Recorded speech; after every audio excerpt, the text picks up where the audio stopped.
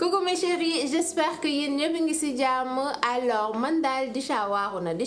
na pourquoi? Parce que on parle de l'infidélité partout dans les séries. Donc tey nag loolu la ñuy waxtaanee parce que waa Even Prod dañoo créé benn série bu bees bu tudd Infidèle moom laay waxtaanee teaser bi parce que teaser bi daal xaw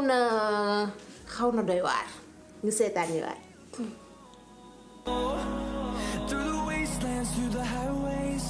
Till my shadow turns to sun rays, and on we'll go.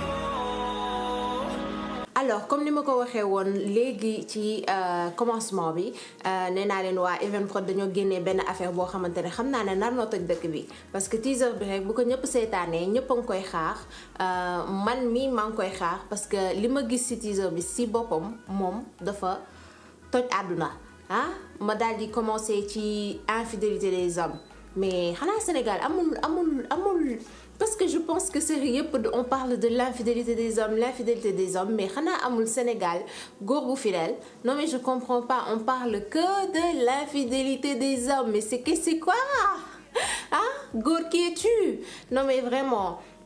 c'est bien aussi ñu def série yu mel noonu daal di wax réalité sénégalaise ak li ñuy waxtaanee par exemple ci groupe yi Facebook Snapchat Instagram lu ñuy waxtaanee vraiment ay femmes yuy dund infidélité ci seen biir ménage. Je pense que loolu la ñuy nekk di waxtaan ci série bi. Aussi ma gis ne que ñi ngi portray li nga xamante ne mooy jigéen bu nekk ci sëy. Par exemple respecté wul jëkkëram mbaa mi ngi infidèle ak jëkkëram parce que tamit xam nga infidélité ci góor dañ ko infidélité fépp en fait c'est pas nice su ci côté góor bi nice su ci côté jigéen bi ci surtout koo xamante ne moom mooy sëy ci côté góor bi tout le temps Sénégal dañuy raayal genre góor bi moom am na droit am 4 femmes donc bu ko neexee dem seeti fu ko neex alors que même islam sax je pense que am na nu mu waxee góor nu mu war a dem doxaane mais pas dangay dem def du n'importe comment. ci côté jigéen bi dañ koy ñaawal parce que jigéen moom bu demee sax infidèle ci góoram mais attends dañ naa wuy sama kii de lii la kii de laa la traité la de tous les noms ñu jógee foofu noonu. Vraiment série bi daal ñu ngi wax ay thèmes yoo xamante ne yu important la mais ñu ngi fixé wu juste ci côté infidélité des hommes des femmes jigéen ñi nga xamante ne tamit ñu ngi ciy portray jigéen yu bëgg xaalis yu matérialiste xam nga jigéen yu bëgg par exemple la leen siiw jaral jigéen yoo xamante ne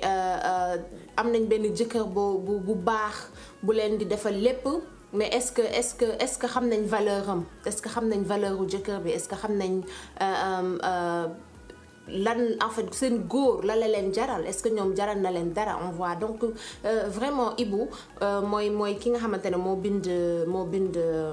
infidèle moom dama koy shout out macha allah parce que gis nañ fi idole gis nañ fi muñal gis nañ fi nu mu tudd beneen bi femme policière yi donc moom à chaque fois bu bindee dara da ngay yàkkamti seetaan tellement parce que da ngay xam ne que lii c'est riche c'est important. On parle de ay affaires yoo xamante ne ay thèmes yoo xamante ne c'est société bi moo koy dund en fait. Donc série bi ba ma seetaanee en fait teaser bi comme seetaanaguma série bi Sen TV lay daw donc ñu ngi espérer aussi mu daal di daw YouTube comme ça ñëpp mën koo jot ñëpp mën ci seetaan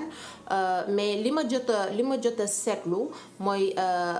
yenn scènes yi yenn wax yu vulgaire je sais pas parce que série bi génnagul wax mënuma ne c'est vulgaire à 100% mais aussi même bu dee teaser la dañu war a xool aussi xale yi nga xamante ne ñooy seetaan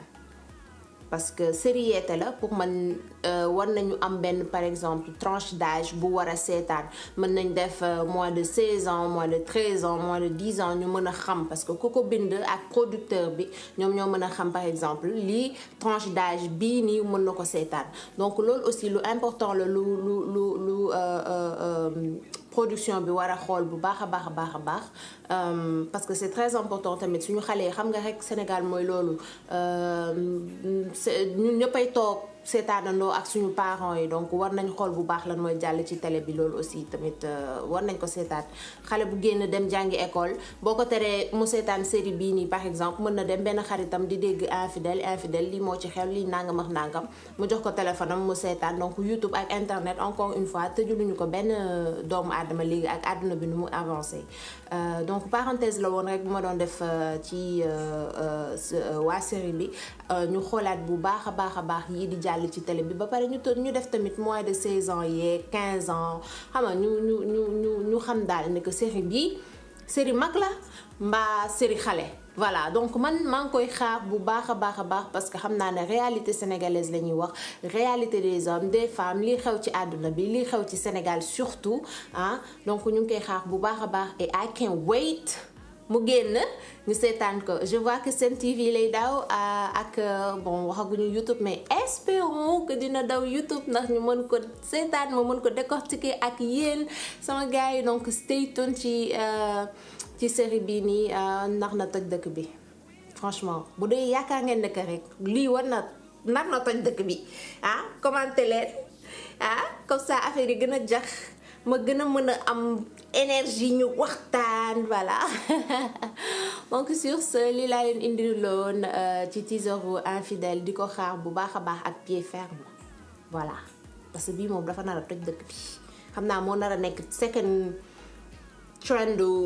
maîtresse d'un homme marié xam naa ne nii la ñuy def ñoom ñaar tête à tête Evenprod versus Marodi TV ok sama gars yi donc di leen jox dig daje ba beneen waxtaan beneen parlons maîtresse wala parlons infidèle mbaa karma bi di ñëw ak waa Marodi TV donc ñu ngi koy xaar fii si Disha Bella ñu waxtaanee ko mu neex sama gars yi donc sur ce je vous dis stay fabulous bye.